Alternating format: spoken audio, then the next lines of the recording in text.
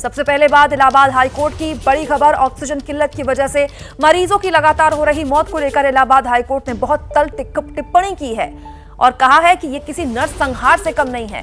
High court ने कहा कि ये किसी आपराधिक कार्रवाई से कम नहीं कहा जा सकता।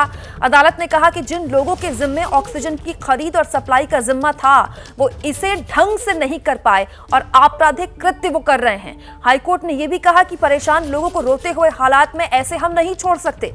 अदालत ने 7 मई को सुबह 11 बजे कोर्ट में रिपोर्ट पेश करने को सरकार से कहा है। कोर्ट ने कोविड जांच की RT-PCR रिपोर्ट में आने वाली दिक्कतों पर भी नाराजगी जाहिर की है। आपको याद दिला दें, उत्तर प्रदेश में RT-PCR टेस्ट को लेकर भारी संकट है। टेस्ट हो नहीं रहे और अगर होते भी हैं तो रिपोर्ट आने में कई बार 5 से 6 दिन लग जाते हैं और अगर एक कोविड पेशेंट की रिपोर्ट 5 से 6 दिन लेगी तो फिर आप सोचिए कि उसका इलाज कितनी देरी से शुरू होगा। सीधे अपडेट लेंगे इस पूरे मामले में पंकज झा से। पंकज, अब तक दिल्ली हाईकोर्ट इस तरह की टिप्पणियां कर रहा था, लेकिन इलाहाबाद हाईकोर्ट का यह कहना कि यह नरसंहार से कम नहीं है, इस बात की तस्दीक करता है कि हालात यूपी में कितने खराब हैं।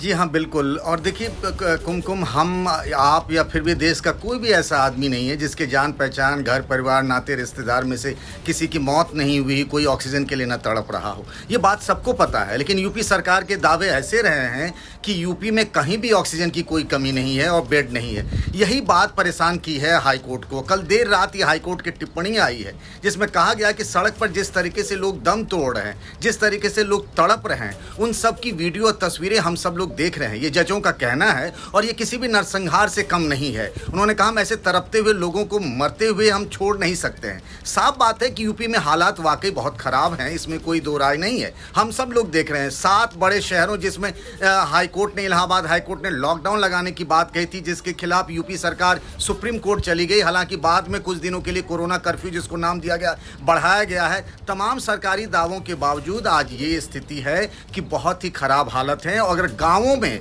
पंचायत चुनाव के बाद स्थिति पहुंचती है, आज से 97,000 गाँवों में स्क्रीनिंग की जाएगी लोगों की, और गाँवों में तो कोई सुविधा नहीं है। कुमकुम, हम सिर्फ यही ईश्वर से प्रार्थना कर सकते हैं कि हालात बेहतर हों। 11 तारीख को कोर्ट ने फिर से बुलाया है और इस पर सुनेंगे, लेकिन वाकई में आप यकीन मानिए हालात बहुत खराब हैं। ऑक्सीजन को लेकर के तो अजीब सी स्थिति है। बिल्कुल पंकज, बहुत शुक्रिया आपका तमाम जानकारी के लिए। वो यूपी के इलाके जो कि NCR के इलाके में, NCR के हिस्से में आते हैं, जैसे कि गाजियाबाद, जैसे कि नोएडा, यहाँ तक टेस्ट की रिपोर्ट आने में 4 से 5 दिन लग रहे हैं। तो आप क्या उम्मीद करेंगे कि यूपी के किसी गाँव में क्या टेस्टिंग किट भी होगी?